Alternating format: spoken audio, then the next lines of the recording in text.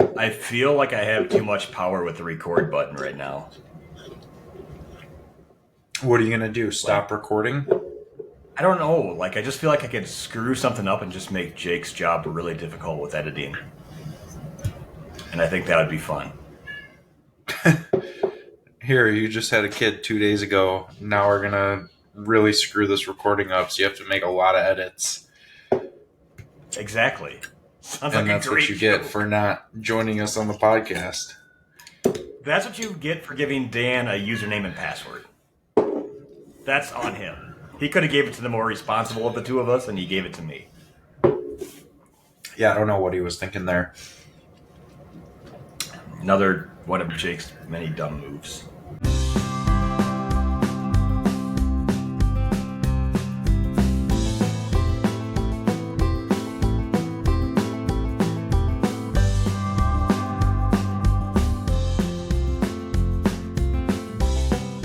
Podcast about bourbon and the ones who drink it. This is Bourbon Matters. I feel weird doing this, but welcome to Bourbon Matters. I'm Dan. And I am Gold Eagle Jake. Can you just be Jake today? I'm just Jake today. There's no Let's other just call Jake. you Jake today. I mean, usually we do the episodes. There's no other Jake either, but so if you're listening or watching, we are doing our first ever episode without Jake. He had his second child 2 days, or he didn't have it. Jenna Ray had the second child 2 days ago.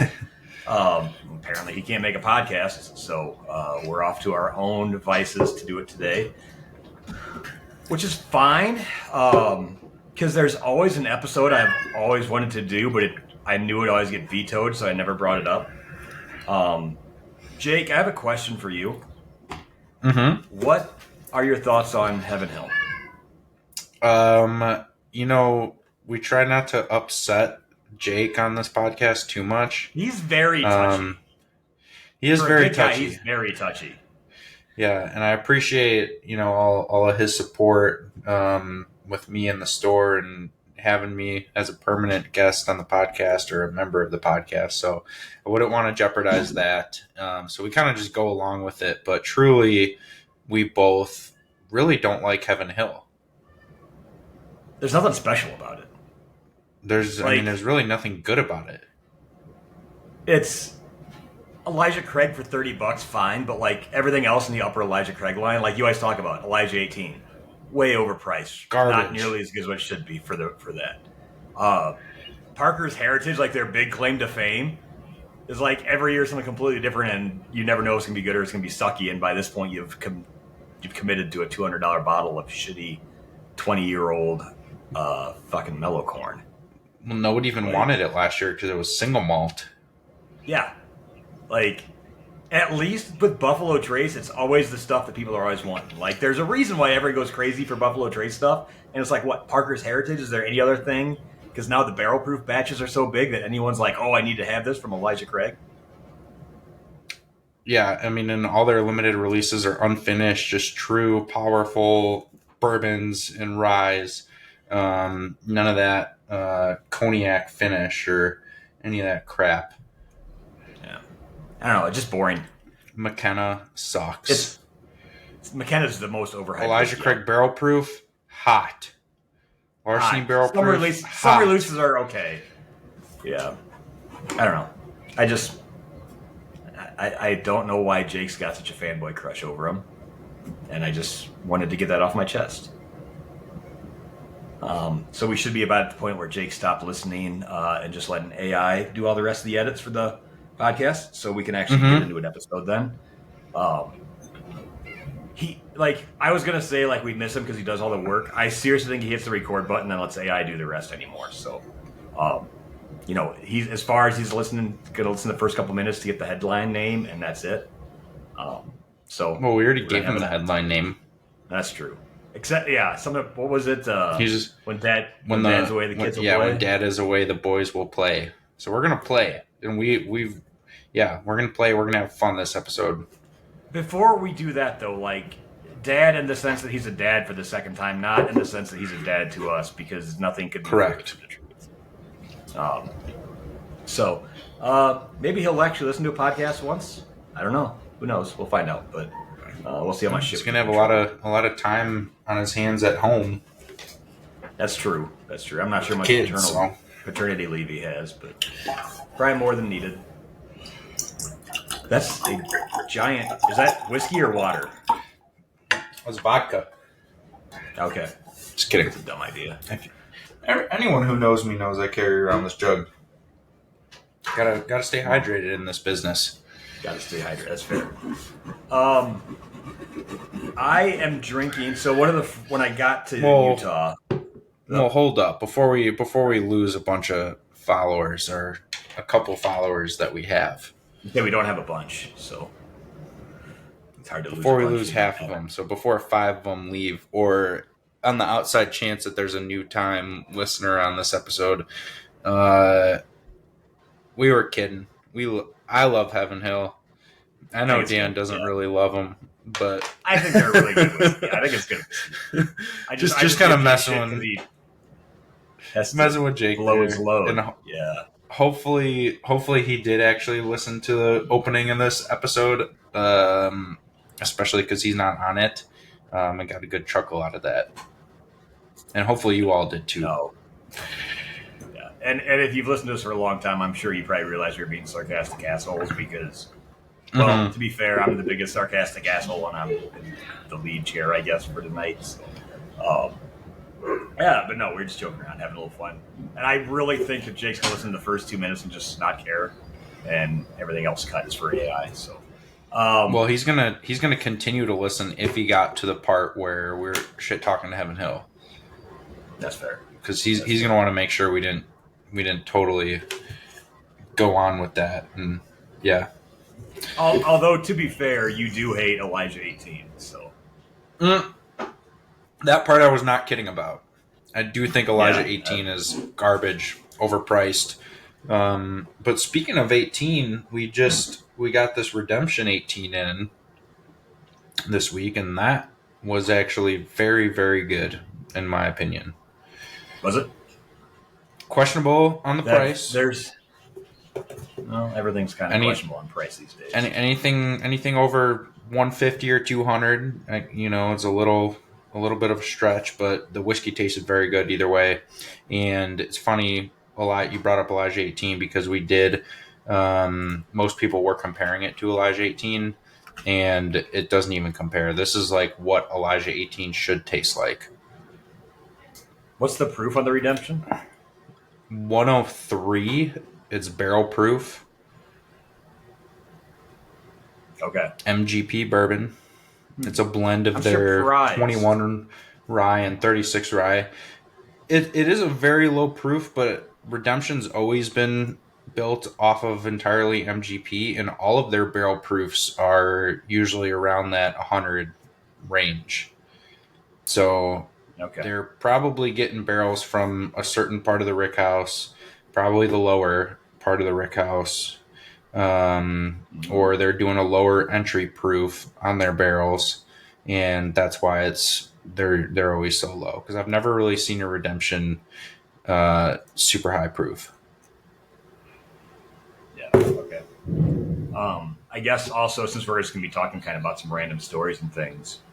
Speaking of aged whiskey, did you see the IW Harper that they came out with for auction? Oh yeah, the 35 year or something? 34 year. 34 year. Yeah. So probably older than some of the people listening to this. Older than me. Got about $10,000 a bottle at Sotheby's auction house. And didn't they say there was only like 9 bottles and they're only releasing like 4? Yeah. There's not much. I mean, and I guarantee we get requests for it. I guarantee it too. All bottles were 6. 6 were auctioned at Sotheby's, and all got over 10K. Wow. Which was above their pre-auction estimates. They don't say what the pre-auction estimates were.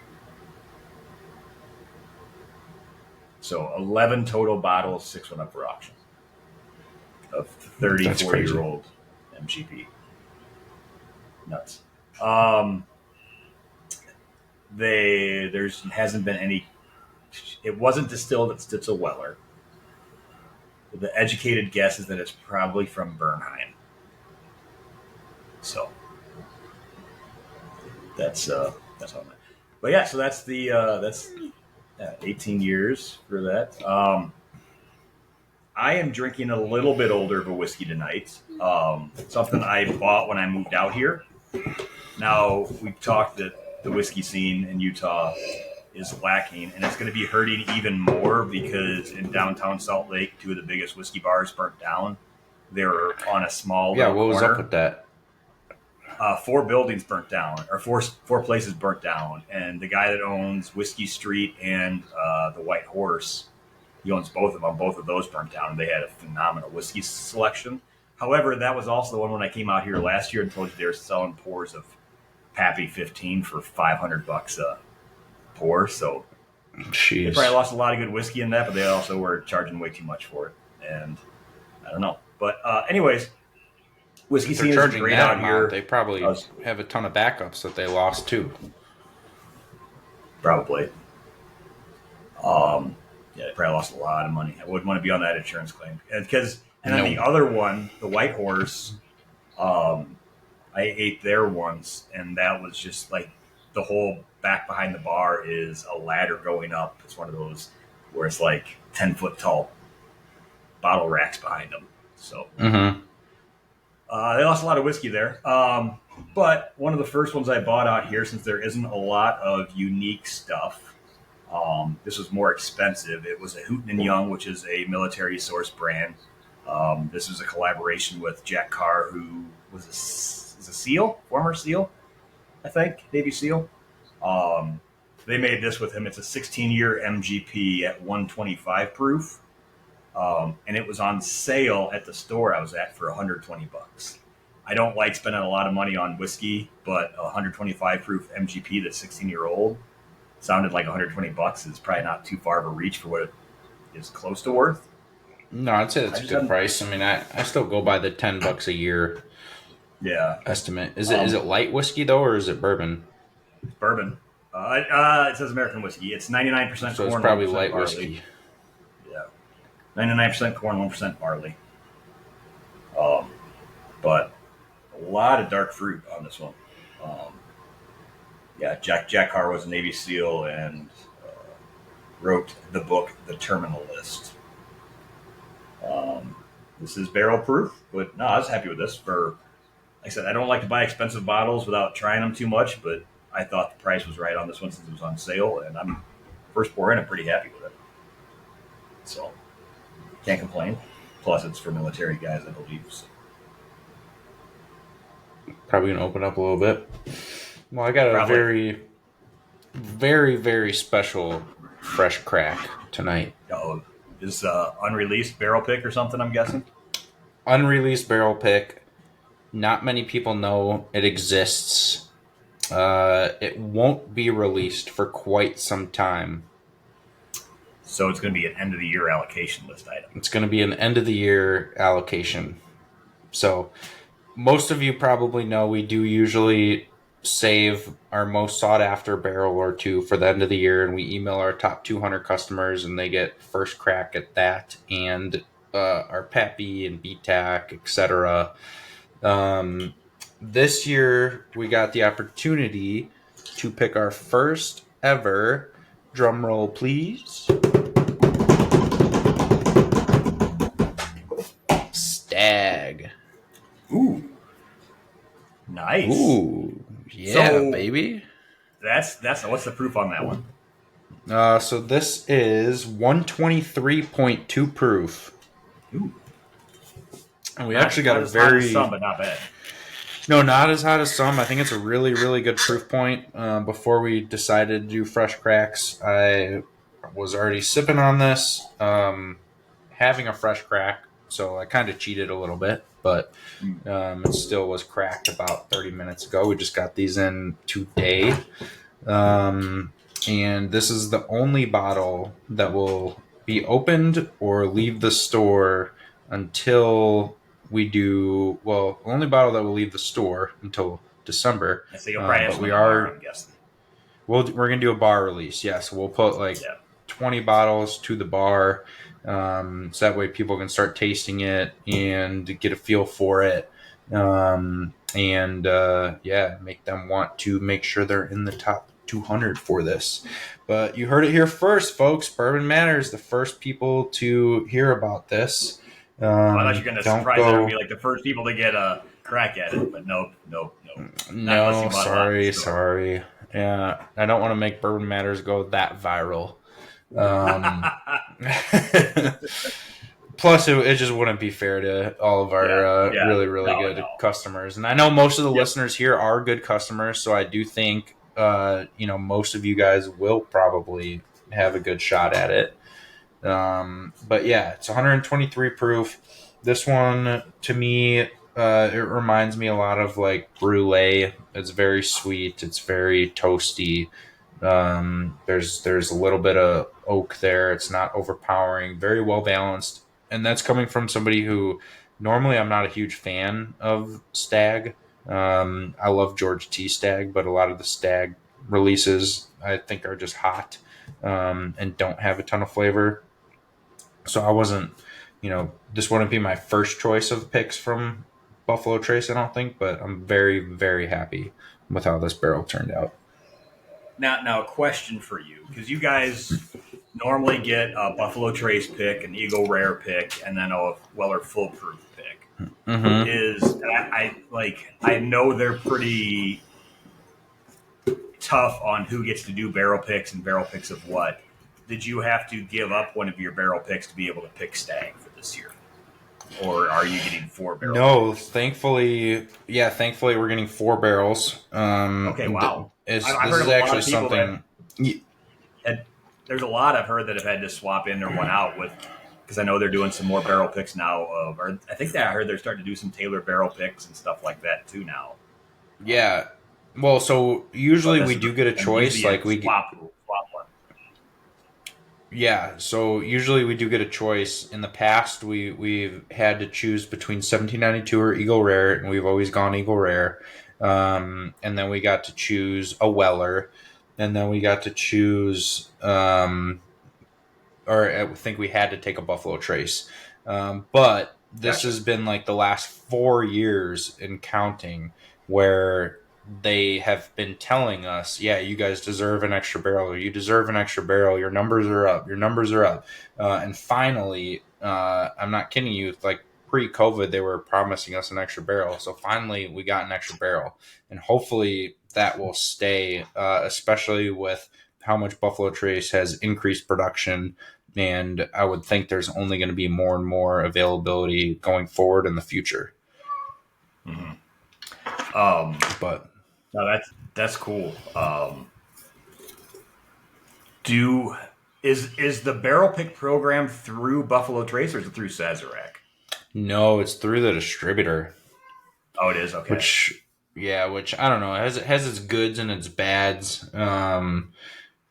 Because the distributor will kind of have a little bit more of a say, but this distributor does a really good job of just going strictly off the numbers. And they have a whole point system for how much Sazerac items you're selling, and that determines how many barrels and how much you get a month of all the regular allocated stuff. I was going to say, it'd be cool if it was through Sazerac and you guys could do a Bowman barrel pick. We did one last year. Did you? Yeah. Mm-hmm. Yeah, we did one last year. And it seems like their stuff keeps getting better and better. It is, and the pick that we got to do was kind of not. It wasn't a traditional barrel pick. They actually reached out to us and said that, hey, we found an 8.5-year-old honey barrel that we think is just too good to blend. Do you guys want it? And it was either a yes or no. And we didn't even get to taste it. They put medallions on the necker, so we were like, all right, worst comes to worst, we just take those off and sell it as regular if we don't like it. But for them to say, hey, we have a 8.5-year-old barrel that we thought was too good to blend, and it's going to retail for $50 a bottle at 100 proof or 90 proof. It's, you almost can't go wrong at that age and price point on a Bowman single barrel. And yeah, it was really I good. also It like how tasted like an enhanced Buffalo Trace. I also liked your throwaway line there too when you're like, but we have to do a Buffalo Trace pick.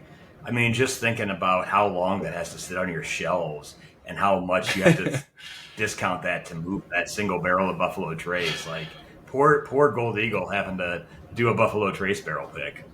It's so Well, upsetting, so just frustrating. kind of meant that we didn't get to choose there. We don't have an option. It's not like we can give up our Buffalo Trace and do a Taylor pick because we probably would go that route.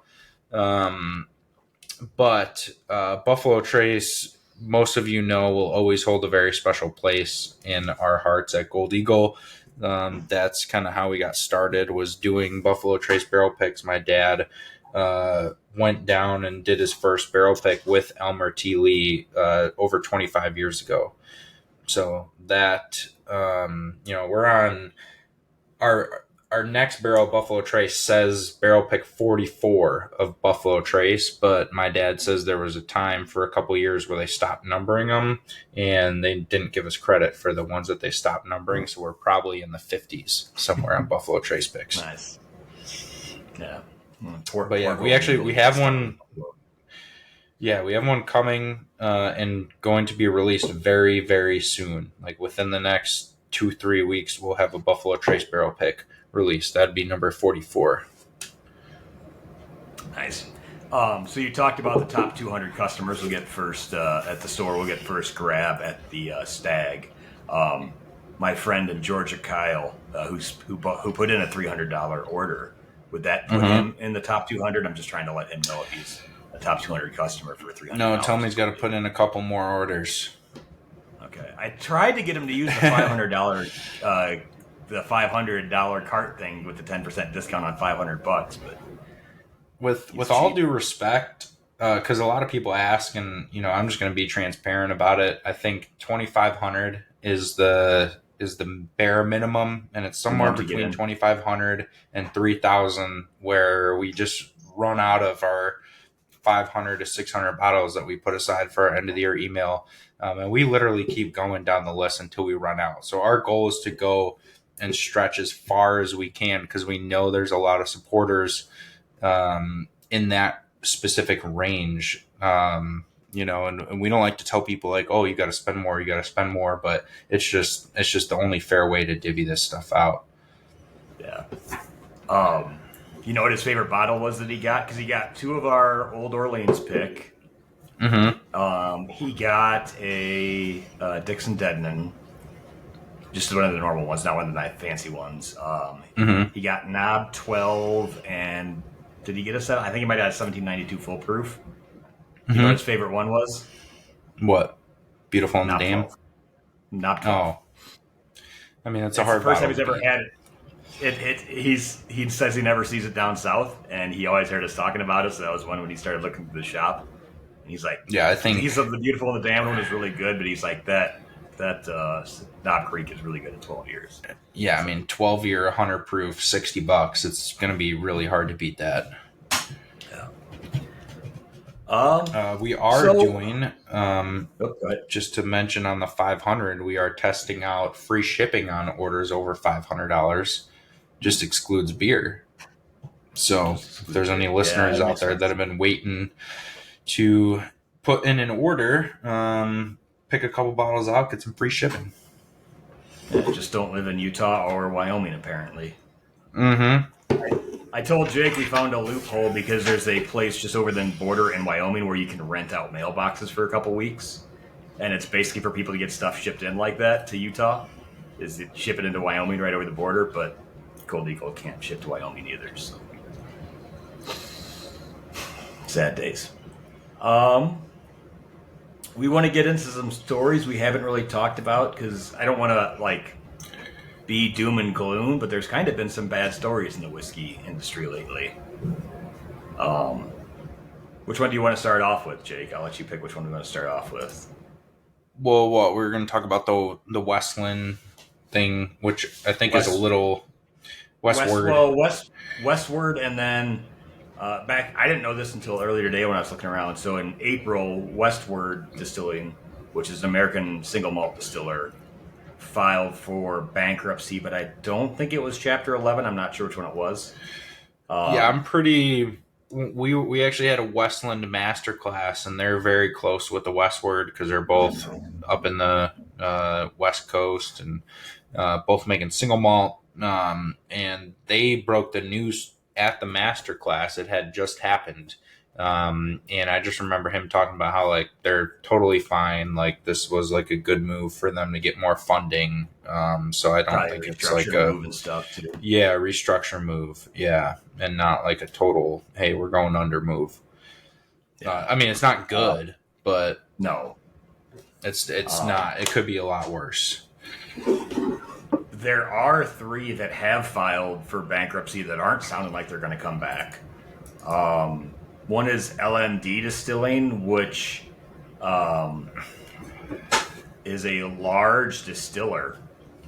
And you're like, who the hell is them? I haven't tried any of their stuff. They've only been open for a couple of years, and they've already defaulted on a bunch of loans. LMD, where are they? They have Kentucky? filed for bankruptcy. Kentucky, yeah. I think if you look into it, the actual business is registered in Michigan, but that's not uncommon.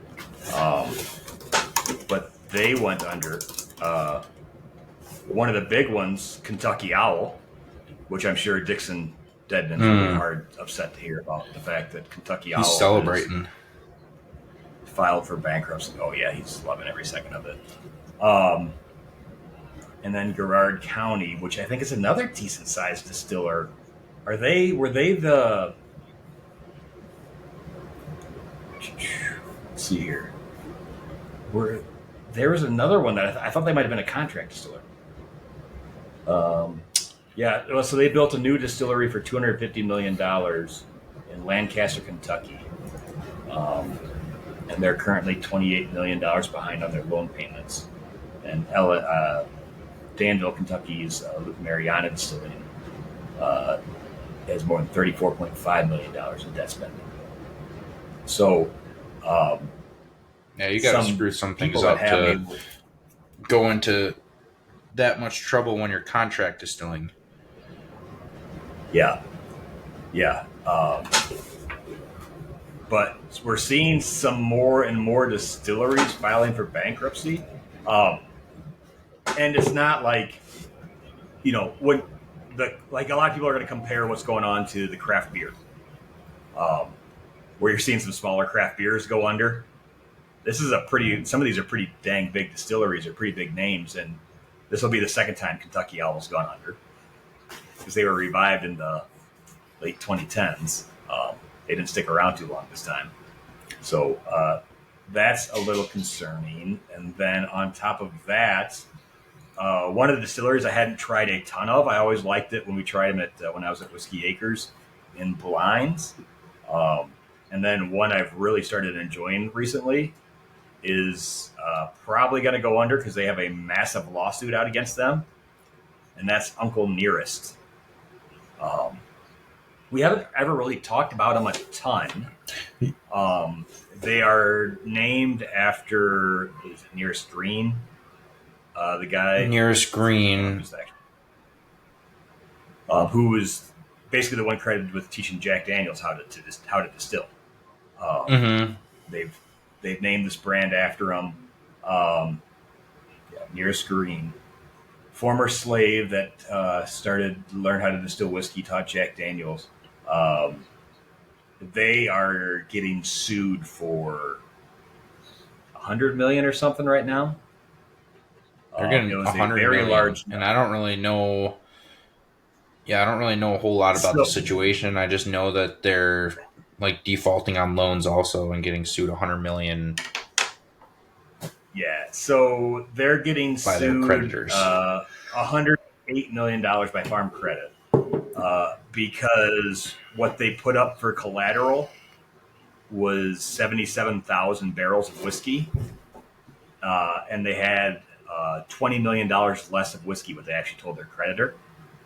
And it didn't start. They took out a loan for 10 or 20 million, and they added it, and then they added it. And I mean, 100 million in loans and not paying it back sounds crazy, but for a decent sized distillery, that's not crazy amounts of money they're talking. But they kept on taking more and more loans out till they got over this 100 million. And then the other thing is they're saying that the last loan they borrowed $2 million to invest in property, and instead of keeping that property under the Uncle Nearest name, they created another LLC that credit union can't access. So that's a little shady as well too. Of saying I need this loan money for my business, taking the money and then putting it into a different LLC that the creditor knows nothing about.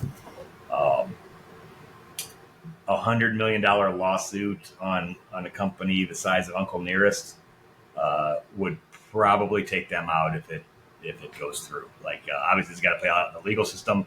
This is what's been reported on. We're not sure if that's all true or not. Someone's going to step in and bail them out. Yeah. I think it's too established of a brand. It's a very established brand name. It's got a really cool story behind it. And on top of that, their whiskey has been pretty darn good. And they actually won a decent amount. I remember at the Fred Minnick's Ascot Awards. They had quite a few in the finals. And I've enjoyed their whiskey. The concern, though, I guess, would be is taking that on knowing that whiskey sales have been declining. Like, they're going to have to bail them out, but they're going to have to bail them out for pennies on the dollar. And you have to work out a deal to get your money back from the people that own Uncle Nearest. And I would have, if I had the money, I would have a hard time bailing people out and saying that they're going to pay me back all this money when they screwed over their creditor. Yeah, I mean, this is a tough one because, I mean, like you said, this brand does have a really cool story behind it. They have, like, I'm pretty sure they have, like, the world's longest bar in one of their tap rooms in Tennessee. Or not tap rooms, but you know what I mean. Like, they have their own bar, and it's, like, the world's longest bar rail that you can sit at. So they have a lot of really good things going for them. Their regular stuff off the shelf is nothing spectacular, but it's perfectly fine for what they sell it for. And the price point on it's fine. Yeah, it's like $40 to $50 on their standard shelf items, and they do sell. Like they don't fly off the shelf, but they creep out of the stores. And they just started doing some higher end, like $150 releases, and those have been selling as well. So. Yeah. It's this is a tough one. Again, with the whiskey sales declining, it would be hard to go in and worry about this 100 million plus. But if there was a brand that I would think would have some hope, this would definitely be one of them. With all they have going for them behind them, and what they've done recently with their higher end limited releases and the success that they've seen with those. So before the lawsuit, their value was about $1.1 billion, and was the fastest growing whiskey brand for 3 years. I mean, and that's one of the things. Like, obviously, we know we have our thoughts about peaks and valleys and plateaus on what whiskey's going to be doing. I've stayed pretty close into watching a lot of what's been going on. And one of the things you keep on reading in articles from experts is like, who's going to survive if whiskey sales continue to slump? And one of the ones is who can sell a good story. And that's the Uncle Nearest brand. And, you know, like I think like when they started like getting very publicly known besides outside of their whiskey was about a year and a half or 2 years ago.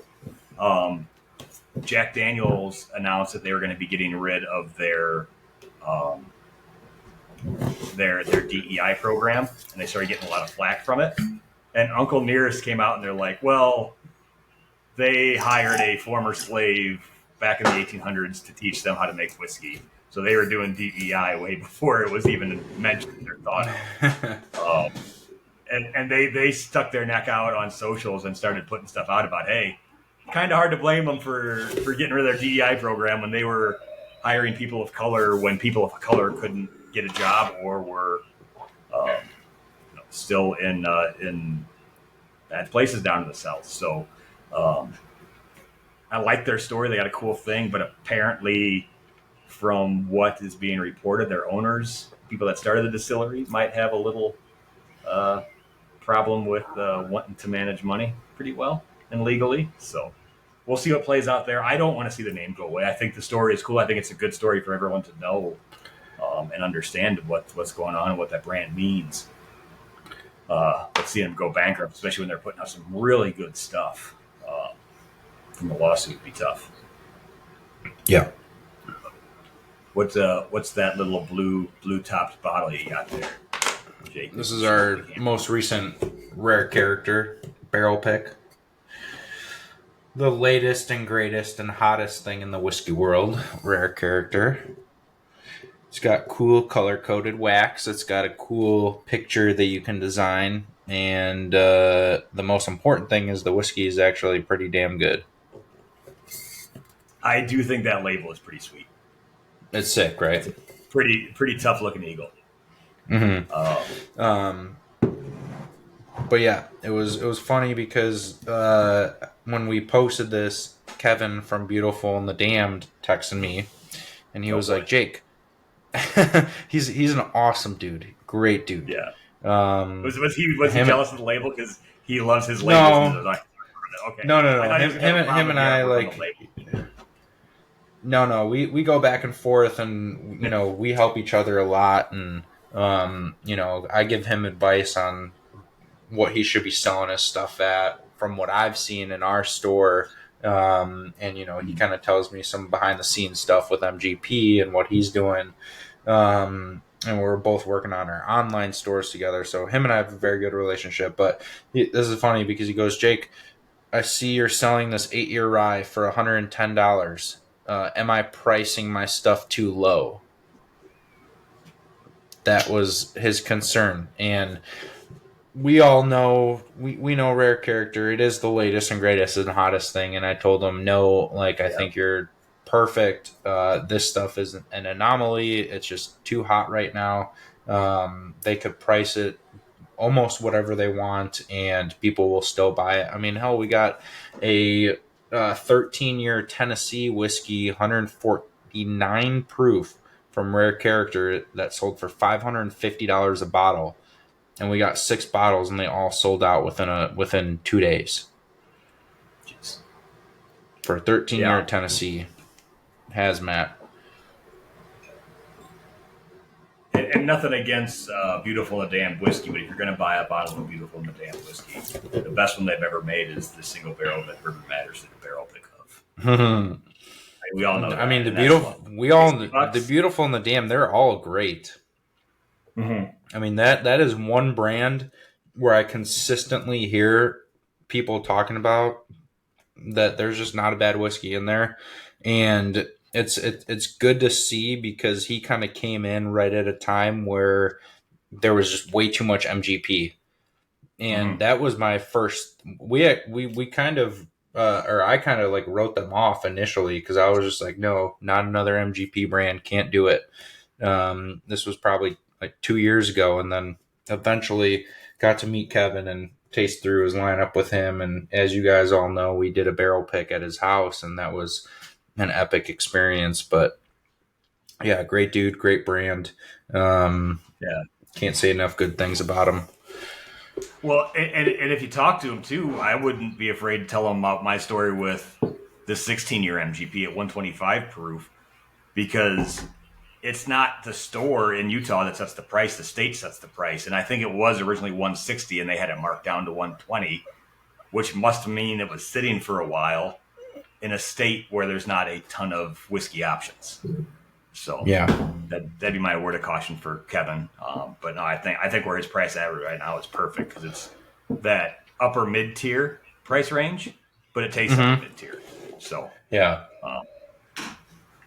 But I mean, if we talked about if you compare that to Blue Run or something, that's give me the Beautiful, the Damned any day over Blue Run. So, but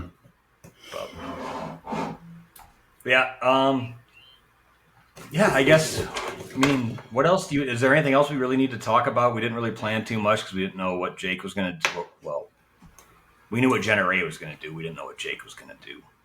We could talk about our blind tasting that we just did this week. Oh yeah, with the Lake County Whiskey Club. No. This was just Oh, with Gold Eagle. They okay, did all right. one about 2 weeks ago, but this was just with Gold Eagle. We did the theme was what's new, so it was all either brands or new releases within the last year, and Mm-hmm. specifically new to the store. So it could have been like Frey Ranch Uncut was in there. Frey Ranch Uncut's been around, but it's brand new to Okay. Illinois, brand new to the store. So we curated a lineup of 6 different pours, 3 head-to-head rounds. We started with Eagle Rare 12-year versus Old Granddad 7-year bottled and bond. Both brand new line extensions from each of their brands. And the Eagle Rare won. It was I thought it fairly was by a close. It narrow was margin victory. Yeah, it was like Two 24 to to one, 16. That's not 2-1. almost 2 to 1. It's closer to 2 to 1 than 1 to 1. 3-2. It's three to Okay. two.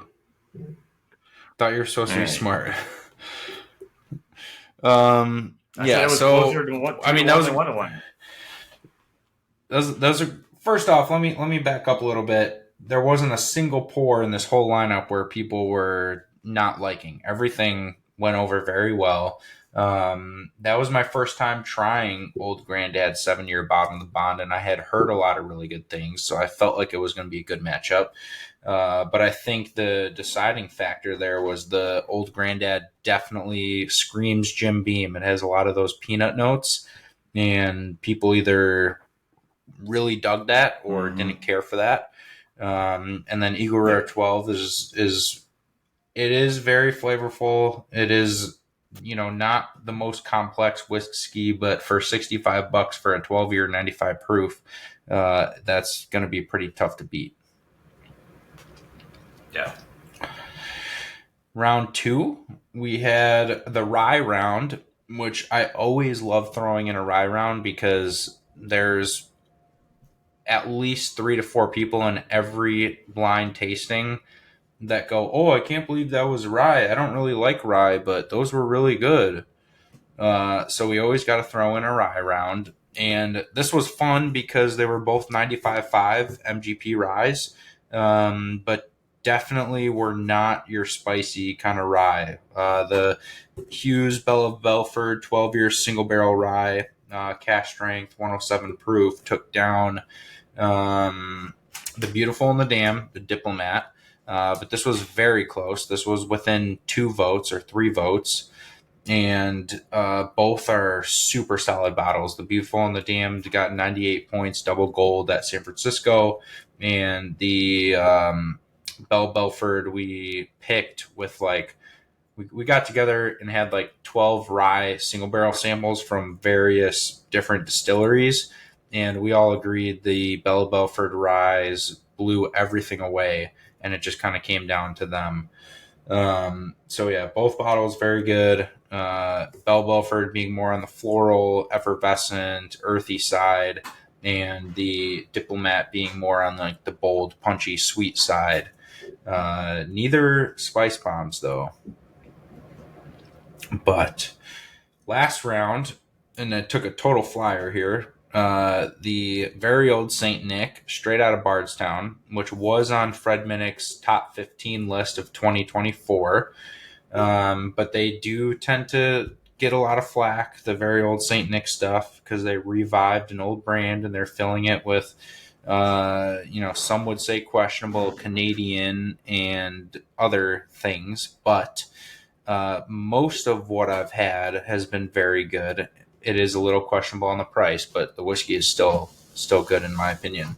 But that one smoked the Frey Ranch Uncut. Ooh, It was that's like extra. 27 to 13. Yeah. Ouch. What I'm finding with Frey Ranch, I mean, this, to be fair, the very old St. Nick is a $300 bottle. It's 130 proof, 10-year Kentucky bourbon.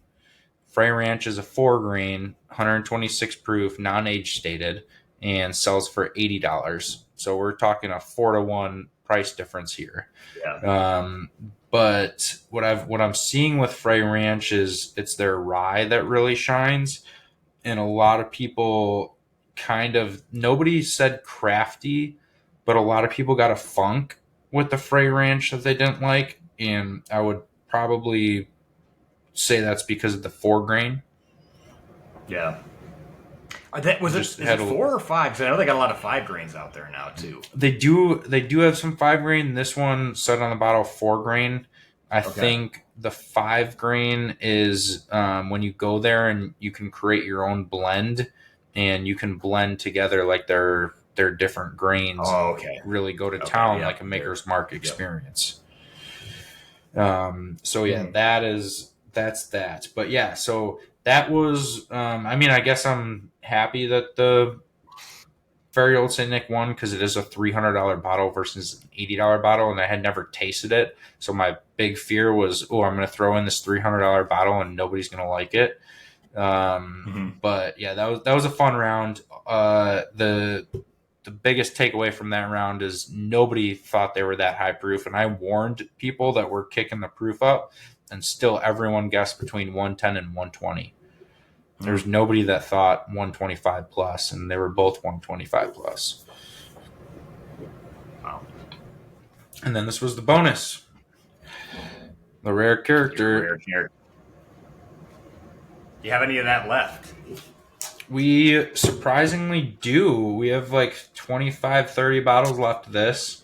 I don't know if they'll still be left when the podcast airs on Sunday. That's fair. But yeah, this, if you don't have one of these or you haven't tried it yet, get into the bar ASAP and try it, because this is definitely a bourbon drinker's rye. It does not have a ton of spice, has a lot of sweetness, almost tastes like a wheated rye. There's just a lot of light and bright sweetness to it. But yeah, that was a fun tasting. Blinds are always a ton of fun, just to test out your palate, really get thinking, get nerdy about it, meet some new people in the area that are just as into whiskey as you are, or just meet up with some friends and have a couple pours, and yeah, it's great for a Tuesday night. I guess real quick before we end, we'll have him on a guest here sometime soon. I went to a small local distillery on Saturday called Outlaw Distilling here in Utah. No local distribution in Illinois or anything. They're pretty small. They have a 200-gallon still, which means they're producing less than half of what we produce at Whiskey Acres a year. So they're maybe putting up 80 to 100 barrels a year at max. So pretty small operation, but the head distiller was the one doing the tour on Saturday, because it's a very, very, very small operation. And he was a pretty cool dude. He actually, I want to get him on and talk to him more about schooling, because he actually was born in California and went to school to be a winemaker in California. And then decided partway through that he liked whiskey more, and then started working and distilling at High West before he started this small distillery here. So he probably gave one of the best explanations and funniest and most entertaining explanations of how whiskey is made that I've ever heard in my life. And I had called him beforehand because I wanted to see if he was going to be the one that was in there for the day, and then see if I could bring him samples. And he had to ask me if I was part of the Utah Liquor Commission, and once I said no, he's like, "Well, I can't drink on." He's like, "I can't drink on the job, so don't bring samples in. You can't see through the phone, but I'm winking." At that point, like, this guy's gonna be fun. So we'll get him on. He's probably a younger guy, but really fun. Did a really good job.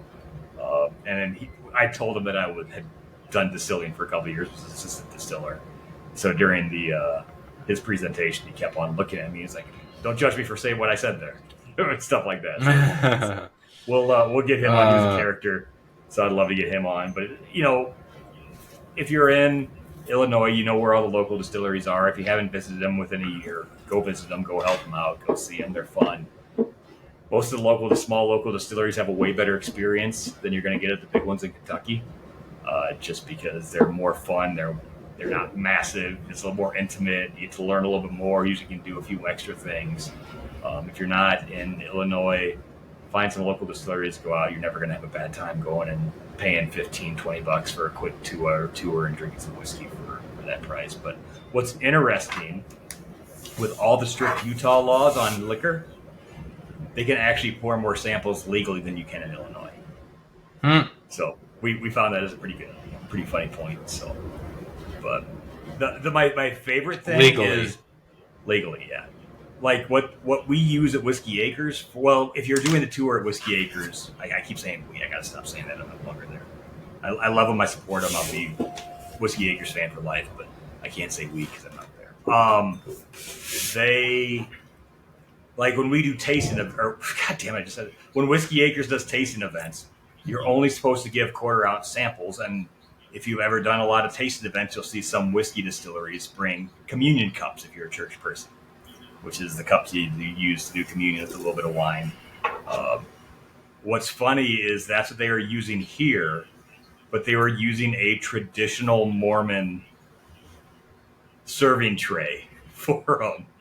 And they said they do that because they get a lot of ex-Mormons in, and they think that's the best thing they've ever seen is that they're serving whiskey out of something that people that can't drink alcohol drink out of on the weekends. So it's funny. That. But no, it was fun. We'll get him on the show.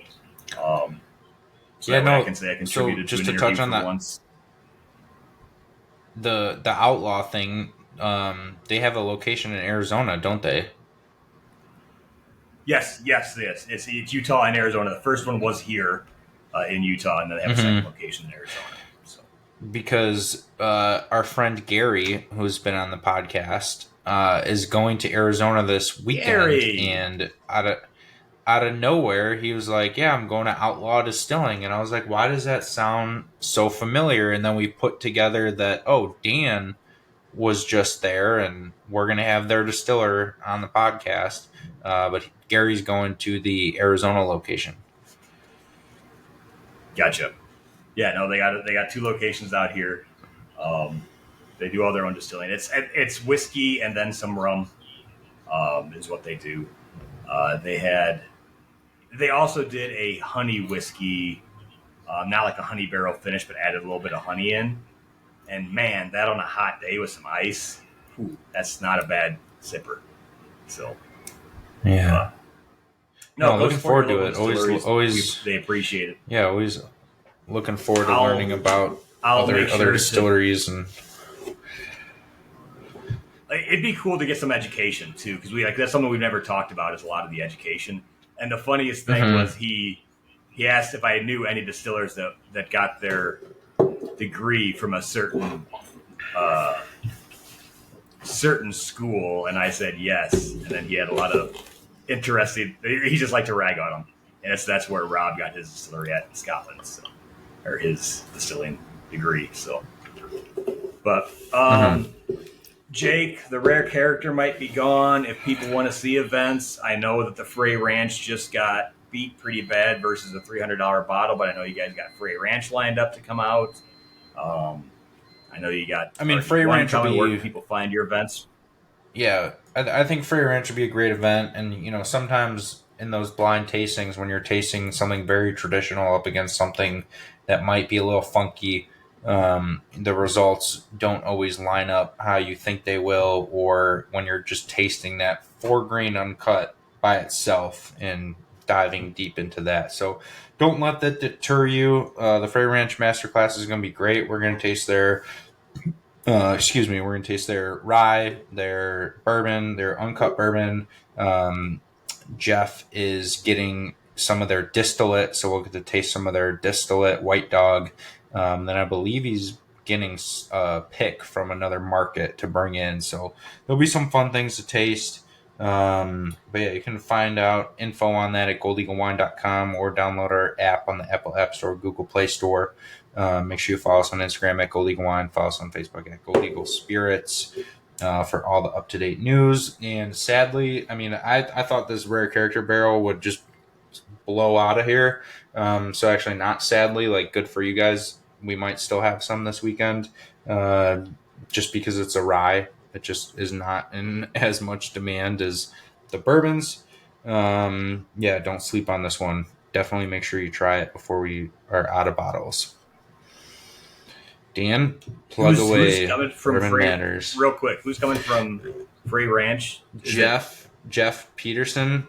So he used to be with Barrelcraft, Okay. and then Barrelcraft See, laid off all test, their sales force across yeah, the country. test his knowledge on the estate whiskey side and see if they've prepped him on that quite a bit, because Frey Ranch is part of the Estate Whiskey Alliance as well. I That will.